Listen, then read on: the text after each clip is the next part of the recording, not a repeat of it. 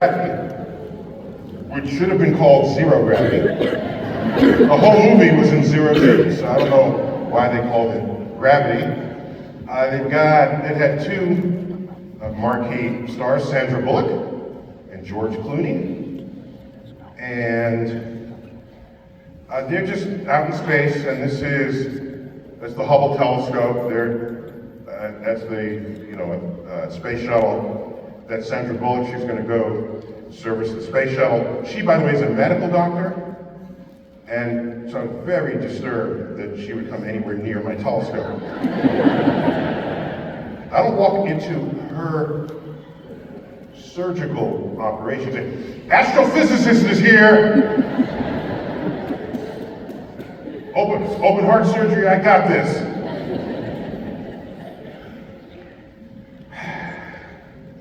This shows, everyone has not seen this film. Or who has seen the film? Okay, good. Yeah, I mean, you're here, so you're in that mindset. It's a striking film. It gets a lot of physics correct. Most of it is correct. That way I get to find stuff where you messed up, okay? So, here's what happens.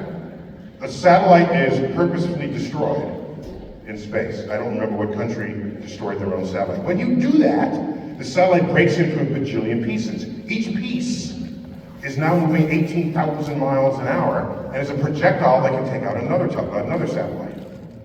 This is called the Kessler effect. This was first calculated. Someone said, if we keep putting more and more satellites, there'll come a point where if one of them gets destroyed, it'll create a cascade of destruction, taking out 100% of your satellites within hours. That's what was portrayed here. So they're stranded in orbit, and I saw it the very first week it was released in IMAX. Terrifying. Look at that. As debris just flies by, destroying everything in its path. Look at this. You want to talk about debris? NASA tracks debris. There's the Kessler effect I was telling you. He knew that in 1978. NASA has an orbital debris office. So everything you see here, so NASA tracks all debris bigger than about a centimeter. The military tracks it smaller than that. Well, let's take a look at all of the debris. So Earth is in the center of that. Our communication satellites are that outer ring, and that is our space environment. And you wonder why we haven't been visited by aliens? Because they saw this and they said, "What the hell are you guys doing?" I'm not going down into that. Look at this. This is embarrassing. Like we're living in our own trash.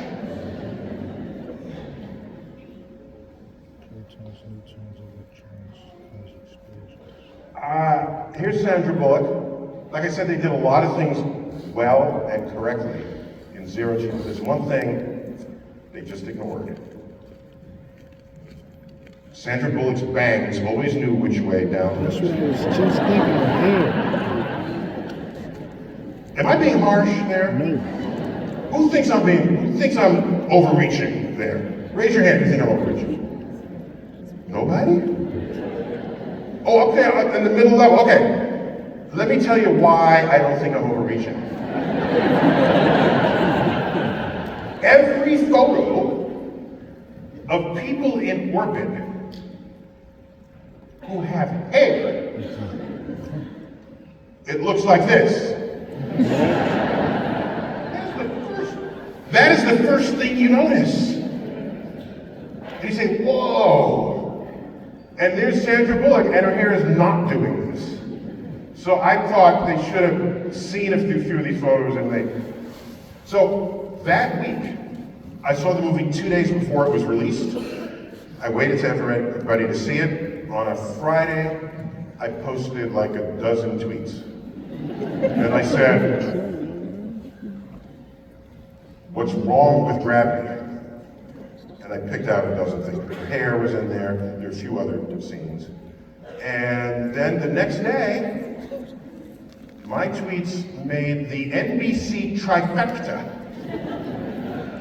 They were mentioned on the Today Show and the NBC Nightly News, and what's left? You don't know? CNN. No, you gotta stay up later. No, who said Johnny Carson? How old are you all here? Yeah, as do I. I'm old too. And it made it onto Saturday Night Live Weekend Update. The NBC trifecta.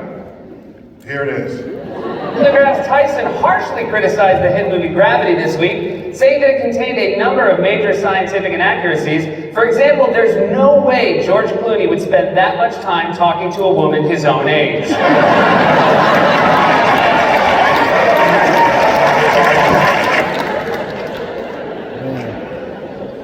That was not one of the tweets. That's called comedy. What topic are we on again? Aliens. No, we're past aliens. Keep up. Space exploration. I know you love the aliens and you wish we didn't leave the topic, but next up, the Martian. This, by my measure, is the single most scientifically accurate film ever. Now, I'm actually going to take a little bit of credit for that. I'm friendly with the writer of the story, Andy Weir. It was a novel and then it became a movie. He's a former engineer turned novelist. He said that when he was writing this story, which is dripping with science, from the beginning to the end, biology, botany, physics, chemistry, astrophysics, orbital mechanics, it is throughout the movie. He said when he was writing the story, he imagined that I was looking over his shoulder. He didn't want me tweeting about his stuff after the story came out. So I'm taking a little bit of credit for the science accuracy of this film. This had marquee director Ridley Scott, marquee actors, and I'm just going to show you the trailer because I have nothing to say about the film. It got everything right. And I'm here to point out stuff they get wrong. There's one thing, I got to give them a hall pass. Okay, ready? Do you remember why? There's a crew on Mars, and they leave Mars, and one of their crew members is left for dead, except he's not dead. And then he has to stay alive until the rescue crew comes. And so the movie is about how ingenious he has to be to not die. So significant was this storyline that I didn't want to see, because every one of these kind of movies, there's someone on the ship and the video comes in of their spouse with their newborn. Oh, when you come back safe so you can see these touching moments. I said, could you hurry that up, please? I want to see if Mark Watney will live another day. Okay, his name is Mark Watney. So here it is. So science itself was a character in this movie. There's no other movie I can say that for it. You were rooting for the science the whole way. This is simply the trailer.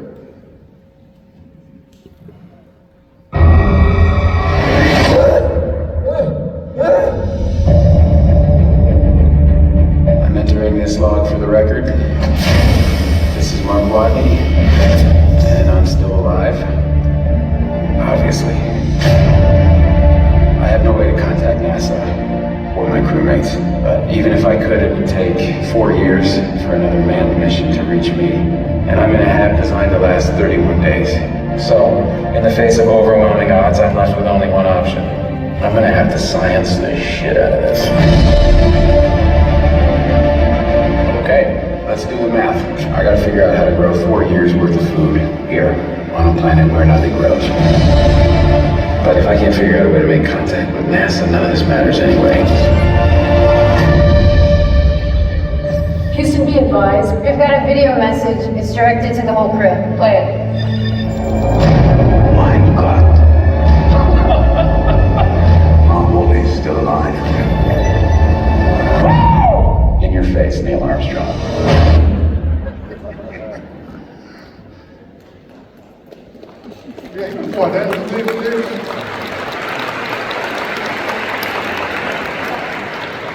So if you haven't seen it, I just highly recommend it. And Andy Weir has 2 novels since then, and all of them are getting made into films. The most recent one is a biological something. I've forgotten the details. I usually wait for a movie before I read a book about the movie, because the movie is over within 2 hours.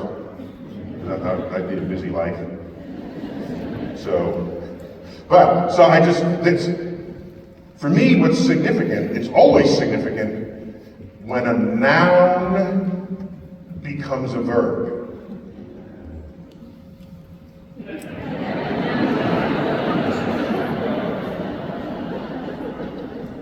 Do you science? Yeah, I science.